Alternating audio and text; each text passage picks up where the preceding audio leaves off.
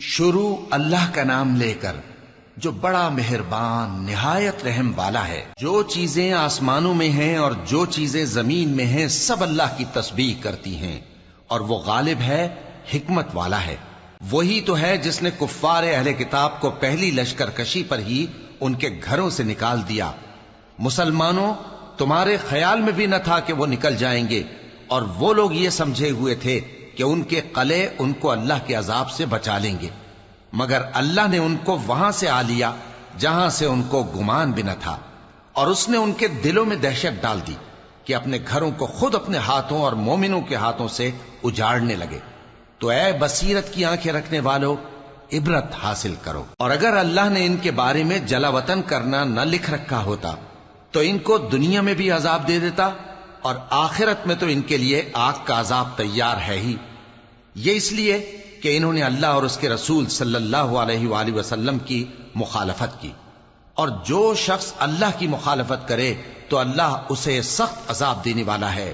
مومنوں، کھجور کے جو درخت تم نے کاٹ ڈالے یا ان کو ان کی جڑوں پر کھڑا رہنے دیا، سو یہ اللہ کے حکم سے تھا، اور اس سے مقصود یہ تھا کہ وہ نافرمانوں کو رسوا کرے۔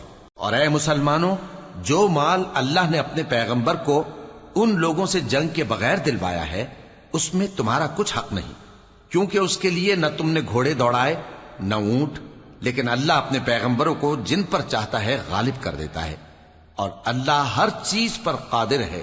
جو مال اللہ نے اپنے پیغمبر صلی اللہ علیہ وآلہ وسلم کو بستیوں والوں سے دلوایا ہے، وہ اللہ کے اور پیغمبر کے قرابت والوں کے اور یتیموں کے اور حاجت مندوں کے اور مسافروں کے لیے ہے، تاکہ جو لوگ تم میں دولت مند ہیں انہی کے ہاتھوں میں نہ گردش کرتا رہے، اور جو چیز تم کو پیغمبر صلی اللہ علیہ وآلہ وسلم دیں وہ لے لو، اور جس سے منع کریں اس سے باز رہو، اور اللہ سے ڈرتے رہو، بے شک اللہ سخت عذاب دینے والا ہے۔ اور ان ضرورت مند مہاجروں کے لیے بھی جو اپنے گھروں اور مالوں سے خارج اور جدا کر دیے گئے ہیں، جو اللہ کے فضل اور اس کی خوشنودی کے طلبگار اور اللہ اور اس کے پیغمبر کے مددگار ہیں، یہی لوگ سچے ہیں۔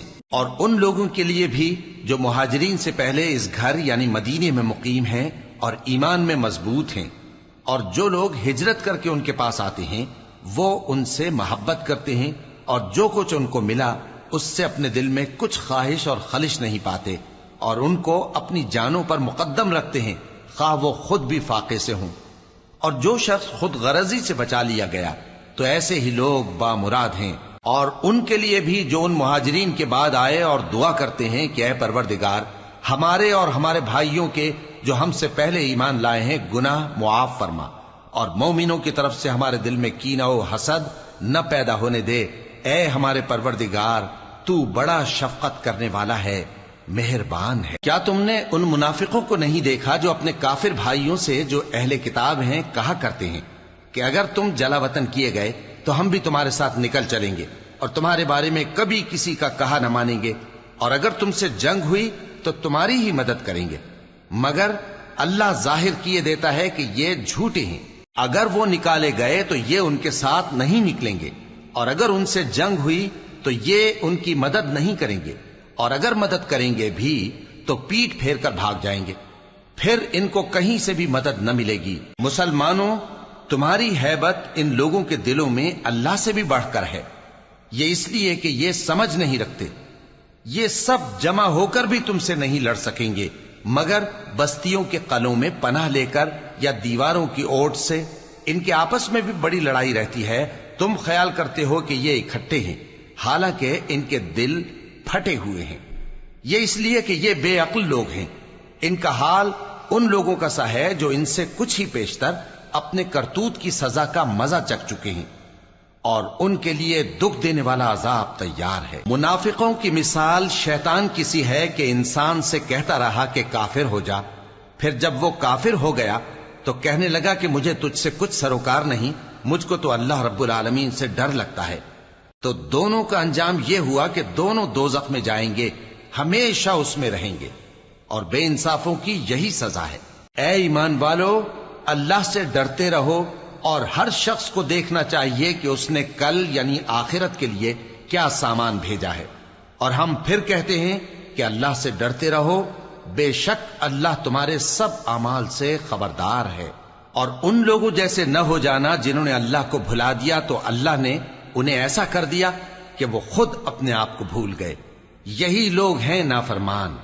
اہل دوزخ اور اہل بہشت برابر نہیں، اہل بہشت ہی کامیابی حاصل کرنے والے ہیں۔ اگر ہم یہ قرآن کسی پہاڑ پر نازل کرتے تو تم اس کو دیکھتے کہ اللہ کے خوف سے دبا اور پھٹا جاتا ہے۔ اور یہ مثالیں ہم لوگوں کے لیے بیان کرتے ہیں تاکہ وہ غور کریں۔ وہی اللہ ہے جس کے سوا کوئی معبود نہیں، پوشیدہ اور ظاہر کا جاننے والا، وہ بڑا مہربان ہے، نہایت رحم والا ہے۔ وہی اللہ ہے جس کے سوا کوئی عبادت کے لائق نہیں، بادشاہ حقیقی، ہر عیب سے پاک، سلامتی دینے والا، امن دینے والا، نگہبان، غالب، زبردست، بڑائی والا۔ اللہ مشرکوں کے شرک سے پاک ہے۔ وہی اللہ تمام مخلوقات کا خالق، ایجاد و اختراع کرنے والا، صورتیں بنانے والا، اس کے سب اچھے سے اچھے نام ہیں۔ جتنی چیزیں آسمانوں اور زمین میں ہیں سب اس کی تسبیح کرتی رہتی ہیں، اور وہ غالب ہے، حکمت والا ہے۔